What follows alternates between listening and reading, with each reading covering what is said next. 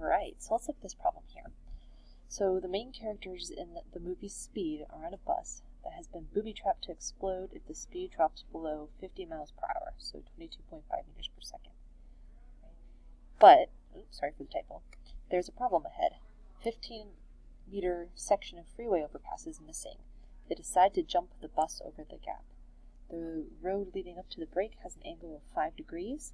A view from the speedometer just before the jump shows the bus is traveling at 65 miles per hour, or 30 meters per second.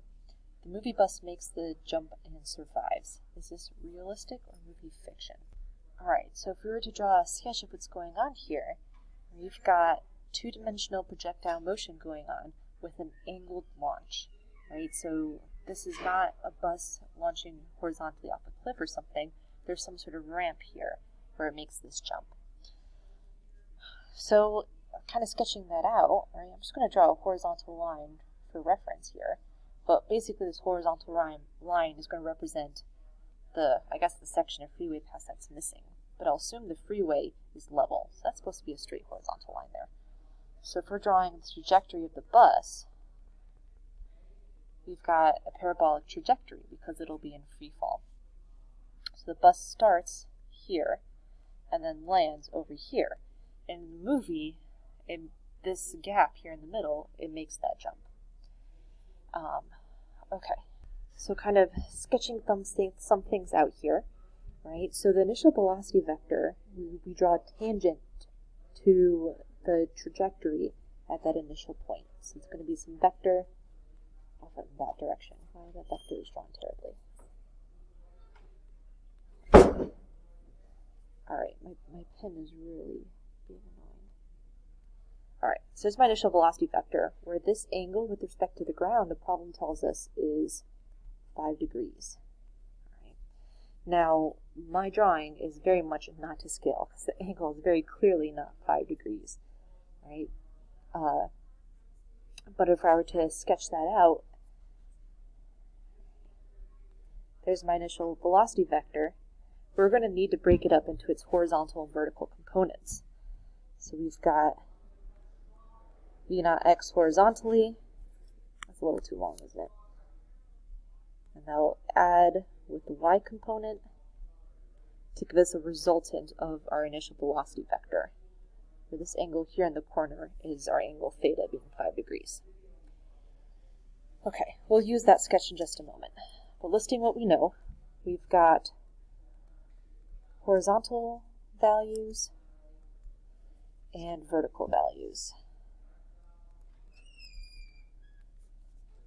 Alright, so thinking about kinematics, well, one thing we need to set up is which way we're going to call positive and our 0, 0. So I'm going to say where we start off, let's call that 0, 0, and let's define upward as positive y and rightward as positive x. Alright, so before I start listing variables here, whoops, that was supposed to be a different tool. Oh, this pen. We need to think about what we're solving for in this problem. Alright, so there's a couple ways we can go about it, but I think the easiest way here is figuring out, based on the velocity values given in the problem, compute the range. And then by computing the range, and we can then compare it to the 15-meter value that the missing freeway is. So if you compute the range and it's bigger than this number, then we know that our bus made it. Again, we're assuming here that our bus is a point object, so it doesn't have any size or shape. So that's a nice little comparison. Otherwise, the problem would be way more complicated. Okay, so listing variables. Horizontally, we've got initial position, which we're defining to be 0. So it starts at 0, and it's going to end at some unknown position that we're going to solve for and then compare to 15 meters. So that's a question mark.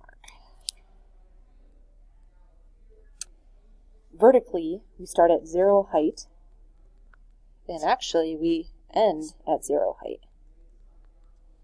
We know both those quantities. Then we've got velocity, so we have to break that into its horizontal and vertical components. Initial horizontal velocity, final horizontal velocity, where we know these quantities will be the same. We know those will be the same because horizontal acceleration is 0 in free fall. And we have y component. I'm listing these both at once because we're going to compute them at once. And let's list our acceleration, negative g, because acceleration due to gravity points straight down, which we're calling our negative direction, and then finally time, which we don't know, but those will be the same. So let's take a moment here and figure out what to do with initial velocity. So looking at our diagram here, for our right triangle that we've drawn for initial velocity vector. So focusing on initial velocity, we can compute this because we know the length of the hypotenuse, or the value of the hypotenuse, I should say, is a value of, let's see, just before the jump, the bus is traveling at 30 meters per second. So we know that V0 is 30 meters per second.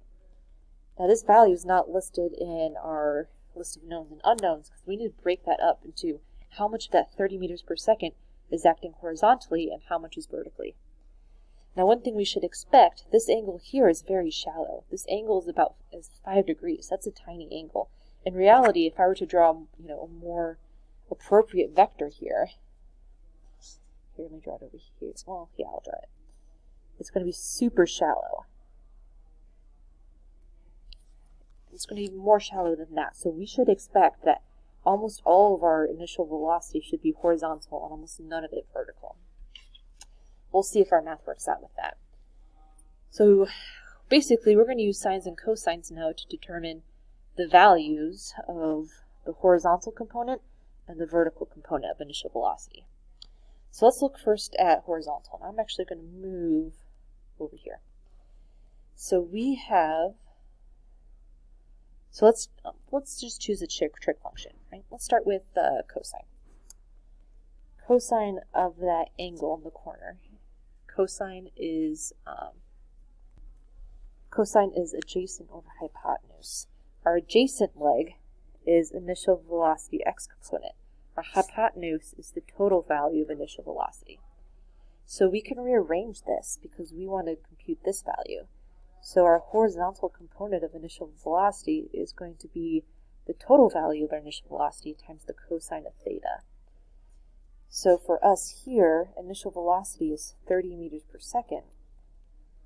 Multiply that by the cosine of 5 degrees, so just make sure your calculator is in degree mode, and that gives us a value of 29.89 meters per second. All right. So I'm going to keep a couple extra sig figs there because if we were rounding to 2 sig figs, that lead to rounding error, plus it would round to 30 meters per second, which really doesn't make much sense. So I'm going to write over here 29.89 meters per second, which, since acceleration horizontally is 0, stays that value throughout the entire free fall motion. So similarly, we can now do the same thing to find the y component of this triangle. So we choose another trig function, so let's choose sine. Looking at our triangle, sine is opposite of hypotenuse. The opposite leg is the y component of our initial velocity. The hypotenuse is the total initial velocity. So therefore, our y component of initial velocity is going to be v0 times sine theta. So again, we're doing the same thing, v0 being 30 meters per second, the angle being 5 degrees. This gives us a value of 2.6, how many decimal points did I do? 2 decimal points. So 2.61 meters per second. Alright, so our initial velocity is a positive 2.61 meters per second, since upward is positive. And that value is going to change because we are accelerating vertically. So we do not know what that final y component of the velocity vector is. All right. Now that we have the problem set up, we can go ahead and solve this. So we need to solve for time. So again, we have a similar situation which we had in the last problem we solved, but we need to solve for range, the final x position, and we need to solve for time using the vertical stuff to do that. So let me scroll here.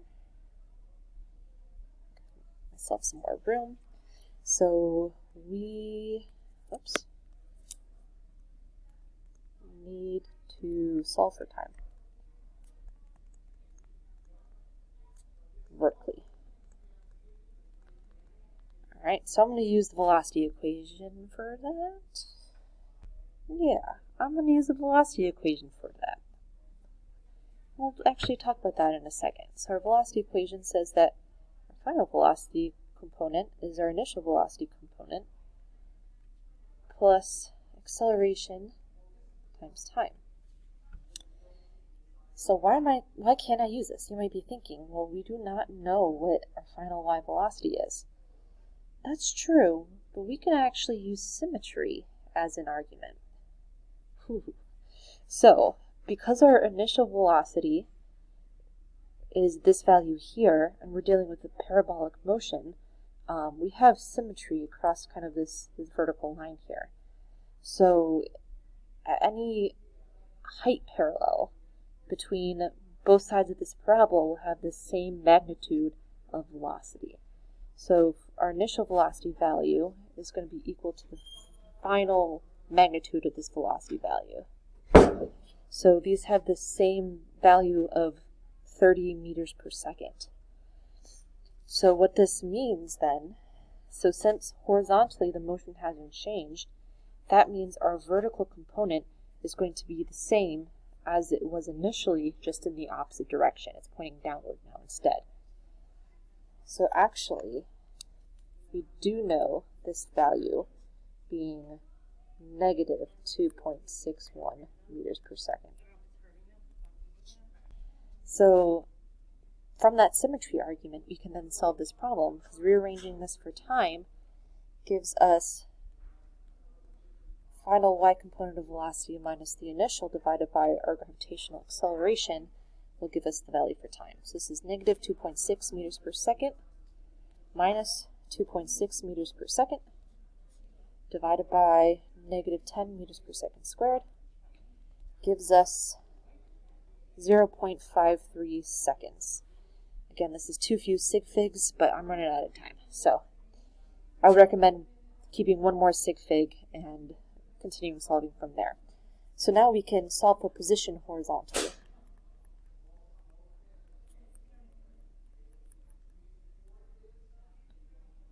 So we can use our position equation to do that horizontally. Alright, looking at this, plugging in zeros, we have no horizontal acceleration. We defined our initial position horizontally to be 0. So we're just left with our final position will be our initial horizontal component of velocity times time, which that was, what value did we get for that? That was 29.89 meters per second times the time we just found of 0.53 seconds, giving us a range of 16 meters, or about that. That's just what I have written on my paper. It might be slightly askew from that. But what matters here is 16 meters is larger than the 15-meter gap. So the bus does make it. Alright, so this Hollywood stunt could have been done in real life. I'm not sure if it actually was in this movie, but the science works out. Again, though we are making the assumption that the bus has no size and shape. So we'll take this with a grain of salt.